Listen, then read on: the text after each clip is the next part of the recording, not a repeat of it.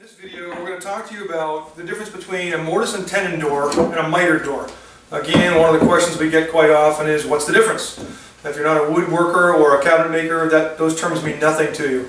So we're going to start by showing you a mortise and tenon door. This is a traditional cabinet construction method where the top frame and the vertical frame are joined on a seam. This particular door really highlights that because it's our Fairhaven door. It's actually got an open seam. But what you'll see is a vertical meeting point where the top rail and the vertical rail meet, or the vertical style meet. It's a very safe construction method because this outside piece of framing can move as much as it wants to with moisture or humidity, and it doesn't jeopardize the joint at all.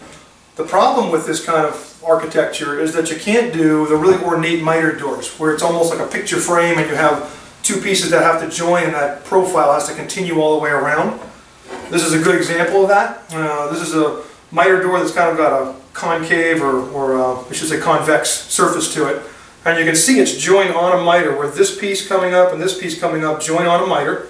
Conestoga does have some of the strongest miter joints in the industry. They're finger jointed as well as doweled and glued. So they're not going to break on you, but there's some things to be aware of with mitered doors. The biggest limitation is inset. If you're looking at inset cabinetry, we don't do the mitered doors in inset cabinetry because of the way mitered doors expand and contract. So I want to walk you through what that means. On a mitered joint, when it's joined across the grain in the corner, this piece of framing when it expands and this piece of framing when it expands are joined on the joint across the grain. So it can't expand and contract here or here because it's joined. So what happens is the mitered piece, in the case of high humidity, will actually bulge a little bit. Almost imperceptible in an overlay kitchen, and it won't cause any binding issues, and it will change and go back over time, but in inset cabinets it'll bind. The other reason is when we're doing inset cabinets, we want to be able to square the door to the opening.